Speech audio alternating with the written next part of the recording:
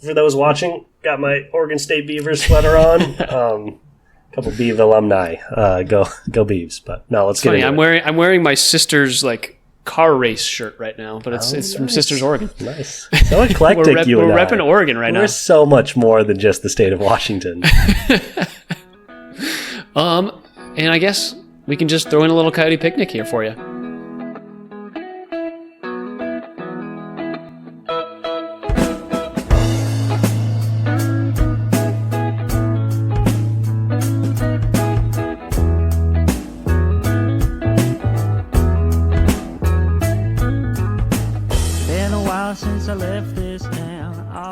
All right, John.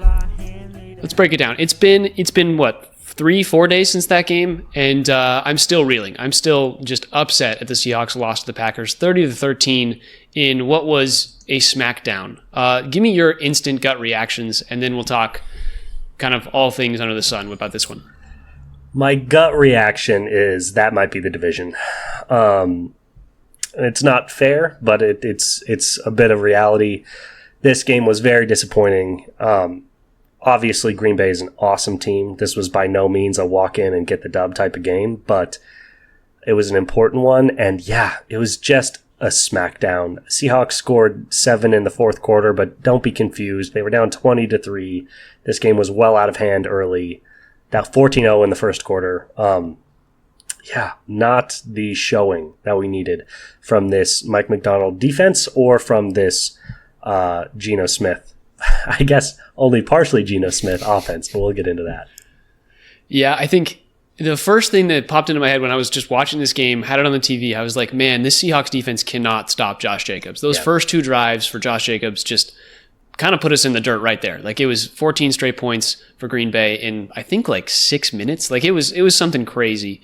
And the Seahawks fall behind 14, and especially against a Packers team and any team that is as good as the Packers, it's you're not going to be able to catch up to them just by outscoring them. They're such a well-rounded team that it was going to be so tough for these Seahawks to come back. And yeah, obviously injuries to Geno Smith and just kind of key players struggling a little bit in this game really slowed things down. Obviously not having Kenneth Walker really tough for us. Charbonnet was not as explosive as we would have liked.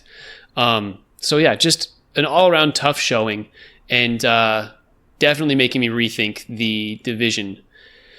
We can talk about that a little bit more later. Let's keep breaking down this game. What were your thoughts? Sam Howell obviously comes in for the Geno Smith injury, and the announcers did a pretty good job of noting that the Geno Smith injury was not on an illegal play. It wasn't, a flag wasn't missed because he was in the air. The announcers did a good job of that. But let's talk Sam Howell coming in. How are your thoughts? Because at the beginning of the season, you were like, let's put Sam Howell in there. I need to hear you discuss it. Okay. Well, first of all, a lot of rocks being thrown at my boy right now. He had a tough one in his replacement stint for Geno. 5 for 14 for 24 yards, averaging 4 yards per completion. That is not what you're looking for. 0 touchdowns, 1 picks. Putting up a whopping 14.6 QBR. That's bad. That's really, really bad. So, elephant in the room, Sam Howell maybe is not the truth. Maybe. It's worth noting, obviously, there may be no harder situation in, professional football than being a backup quarterback thrust unexpectedly into the starting role of a big game. He did not have a day to prepare or a week to prepare. He was just thrown in there on the Geno injury. But ultimately, you can only judge by what your eyes are showing you, and he did not look electric. What happened to the guy, hitting deep balls down the field? How's this guy averaging 5 yards per play? The interception, I understand. The 24 total yards accounted for, I do not. I think Sam Howell, just as a guy, is he's so feast or famine, and he did not feast at any point when he was in this one. Looked like Ireland in the 1800s out here, man. It was rough one for our boy Sam. The potatoes were gone for our boy Sam. But honestly, and this was tough. It was brutal. They did not play well on either side of the ball, and they got smacked. For me, this was almost more of a if you're looking at it objectively from a third-person view, it's almost more of a coming-out party for the Packers, a team that, started the season well and then kind of came off a little bit, and then recently, as they've kind of rediscovered their identity behind Josh Jacobs, have just been absolutely rolling, playing their best football of the season these past 6 weeks. And yeah, today was a game where offensively, particularly, they came all the way together. Jacobs was obviously dominant, but only averaged 3.6 yards per carry.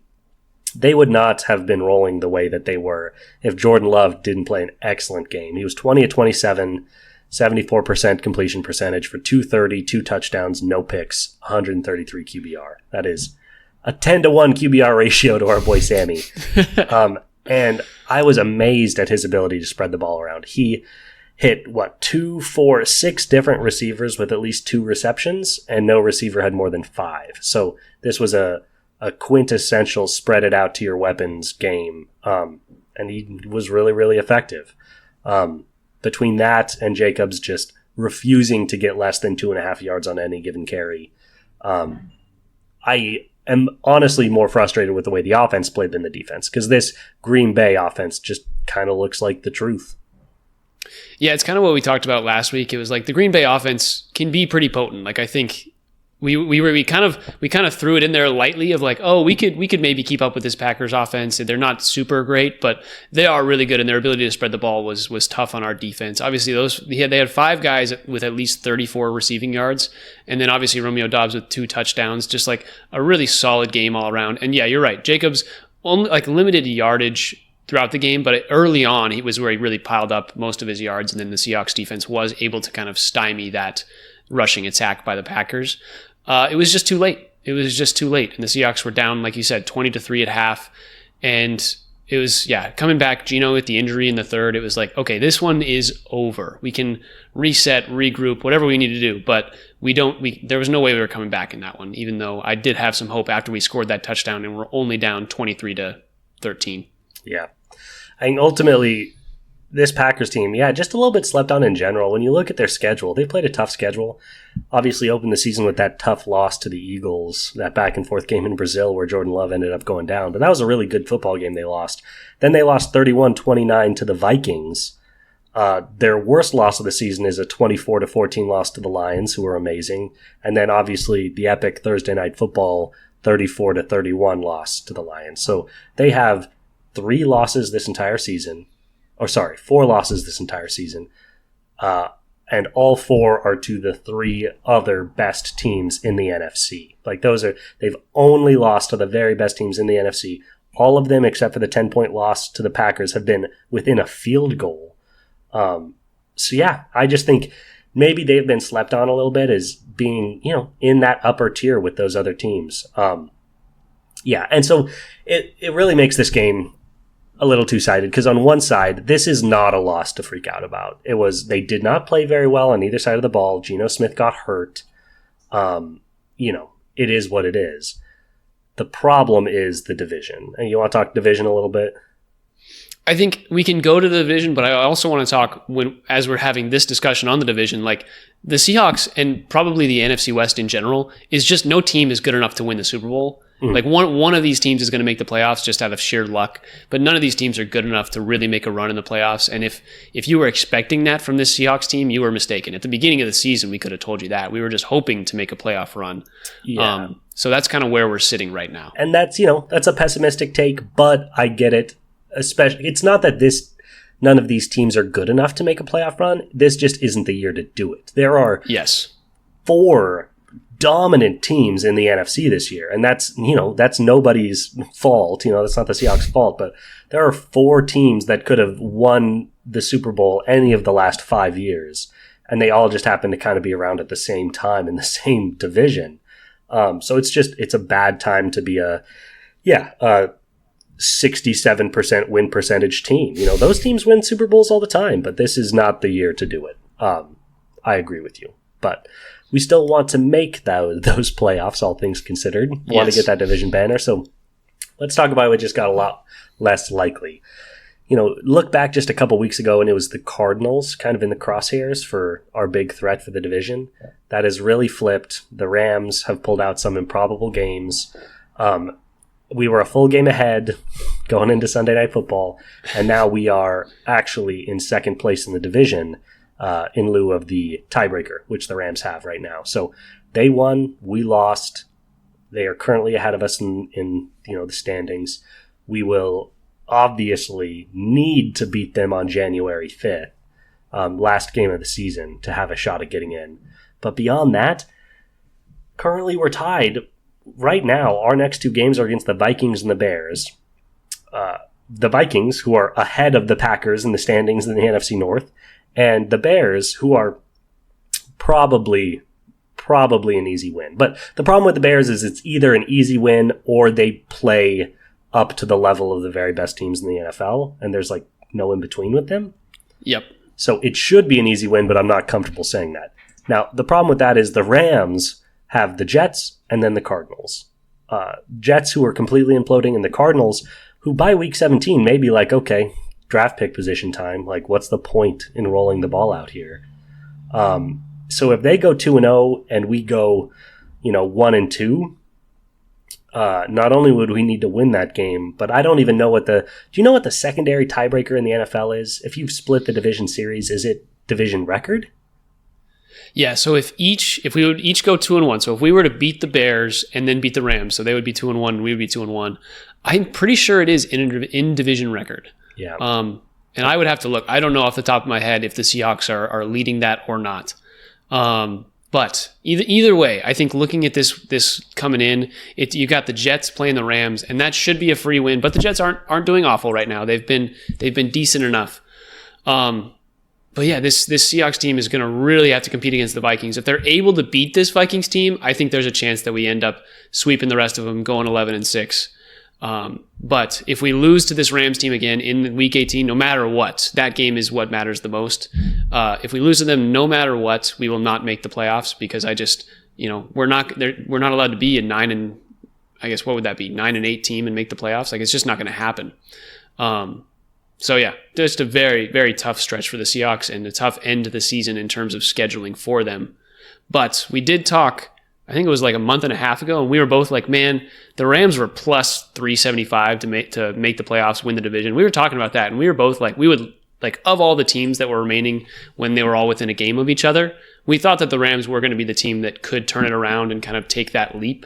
And they really, it took them a few weeks to do that, but they finally did it, and I can't say I'm surprised to see them here. No, and even last week we're like, oh, okay, now we're sleeping on the Rams, and that's always a bad idea. Don't sleep on McVay.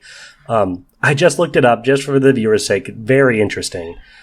Obviously, first tiebreaker is head-to-head. If we beat the Rams in that final game of the season, we would be tied 1-1. We are currently 3-2 in division. They are 2-2 in division. If they beat the Cardinals and then lose to us, we will both be 3-3 in division. Yeah, this gets very complicated. So, Hawks can do themselves a favor by beating the Vikings next week and then taking care of the Bears. Rams could do us a favor by dropping either one of those two games, and making life easier for us. But this could be a photo finish. I'm not even sure. It might be like points 4 could be the third level tiebreaker. I'm not sure if it goes to interdivision, like if it goes to that level, or if it just goes to points. Yeah, points for, or like point differential. I'm not sure where it goes to. It also might be like conference record, like record against the NFC. So yeah, hopefully we don't get to that point, but could be a photo finish. Maybe it won't matter, but frustrating to say the least. And it makes you look back at the loss to the Rams in overtime. Makes you look back at the loss to the Giants in week 5, and just like we should have been expecting this loss to the Packers. The loss to the Packers shouldn't be the dagger in the heart of this season because the Packers are really good. But, that might be it. Just so you know, I just pulled it up real quick. So the way it goes is head-to-head matchup, obviously, if whichever team wins that one, but more of those. And then it goes to best win-loss percentage in games played within the division. And then it goes to best win-loss percentage in common games, so games that we shared. Which would, I think, be the NFC North. And who else did we play? I'm trying to remember. Obviously NFC West, but that's already built in, so we'd already be tied. Then it's the NFC North, and then I think both teams played, like, the Patriots. Did both teams play the Dolphins? Did we also get the AFC East? Might be the AFC East. That might be right, because I know they both played the Bills. That sounds right. That's very, very interesting. I don't have those numbers in front of me, but whether or not we lost to the Patriots determines whether we make the playoffs. It could be a frustrating outcome. Yes. At what point do we just have Geno Smith and Matt Stafford box for it, We just have him go longest throw, and both of them are just like, fuck this. Get Sam Howell out for that, baby. Let's go. Kid's got a cannon. Let's take this opportunity to jump into this Vikings game real quick. Looking ahead to Sunday, December 22nd. Currently, Vikings are favored by 3. The line has actually gone in the Seahawks' favor here. What are your thoughts? It's Sam Darnold, who we've never been super scared of, but he's really turned it around this year. Obviously, Justin Jefferson has been a threat, but everybody's just double teamed him the entire season. Aaron Jones, a nice running back, but definitely not the stellar running back that we saw in Josh Jacobs. So, how are we feeling looking at this Vikings game? Opportunistic is the word I'm going to say. This is a bad time to be playing this Vikings team. They have won 7 straight games since their Thursday Night Football loss to the Rams, ironically enough. They're playing really good football right now. Sam Darnold is playing probably his second best football of the season. We can't say the best when he was throwing for 350 and 4 touchdowns every game to start the year, but he's looked excellent. And Justin Jefferson, I think, is the main thing. He has really come on lately. Had a slow start to the season, particularly in the red zone, but is just becoming a bigger and bigger threat. No surprise. He's probably the best receiver in football. So I see it as an opportunity because Sam Darnold is Sam Darnold. I am not a believer that he is Christ come again. I think he's got flaws as a player. I think he will throw interceptions.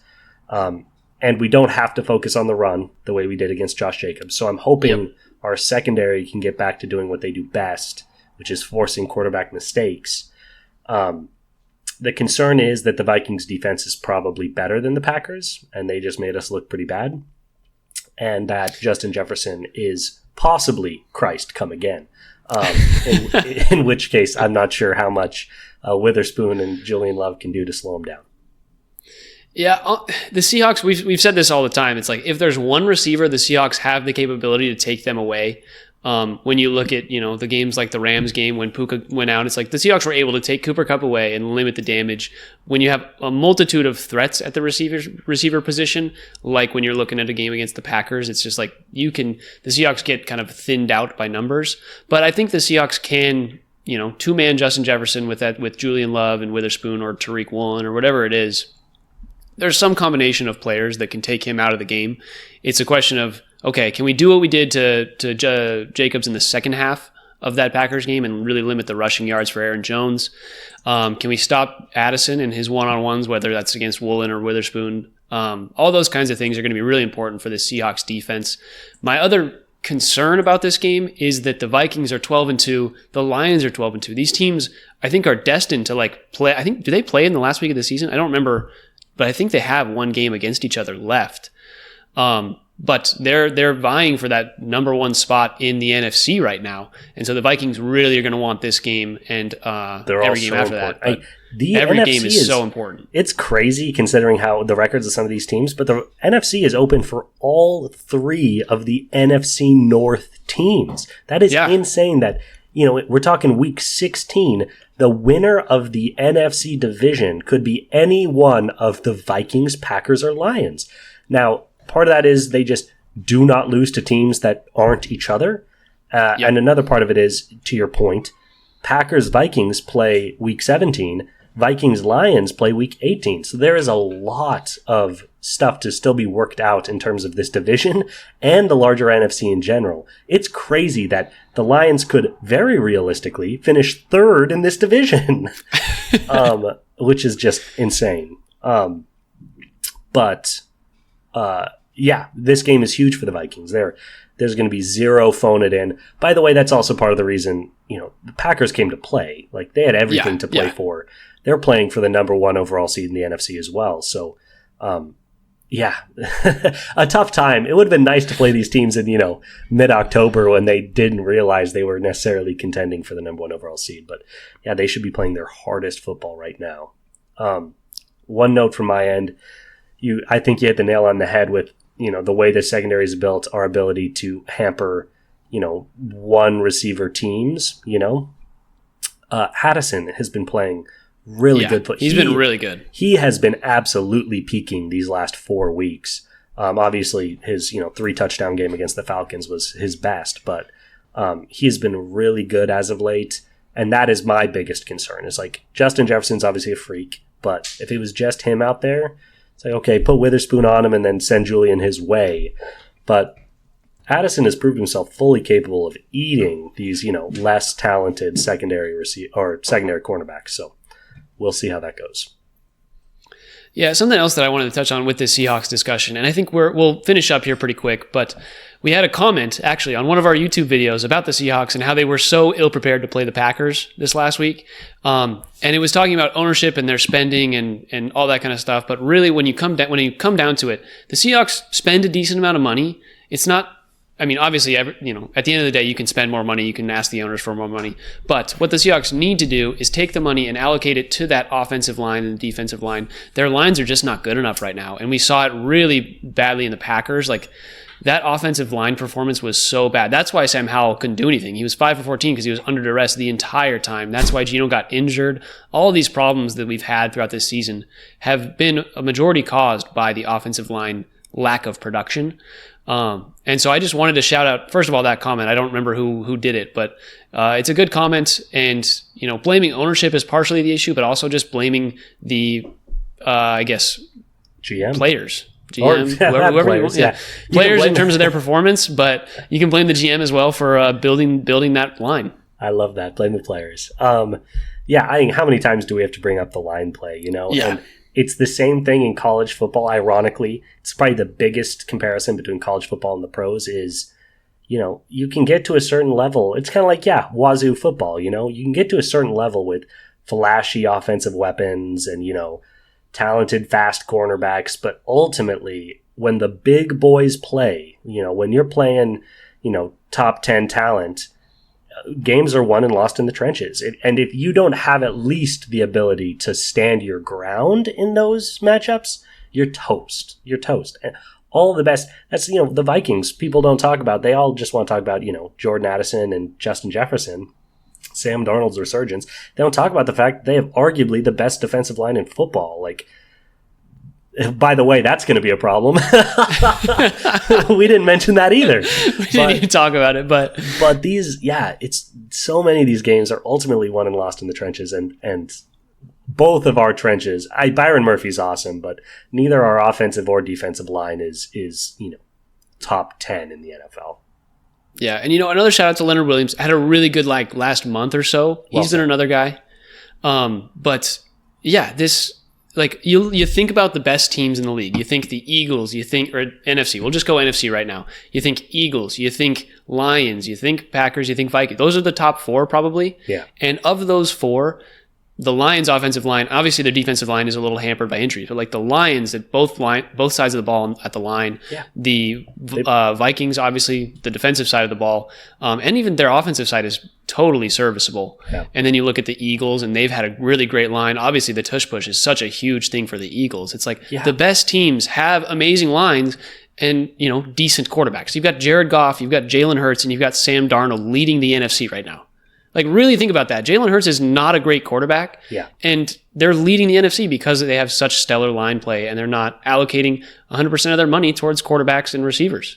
Jordan Love, all these guys. None of these NFC quarterbacks are world beater quarterbacks. None of them are. All the best quarterbacks are in the AFC, competing behind mediocre lines, ironically enough. That's also part of the reason it's the Chiefs. Well, the problem is the Chiefs have, a top 3 quarterback and great offensive and defensive lines. That's what makes them so.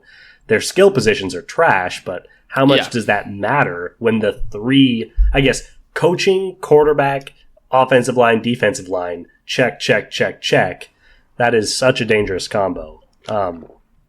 It's really real, man. It's really, really real. And you can only draft first-round wide receivers so many times. As a Colts fan, let me tell you, living through the Andrew Luck era is every year, let's try to find him another receiver in the draft. And then pretty soon your guy's retiring because he's sick and tired of getting sacked 40 times a season. It matters a lot. So that comment, agreed. Yeah.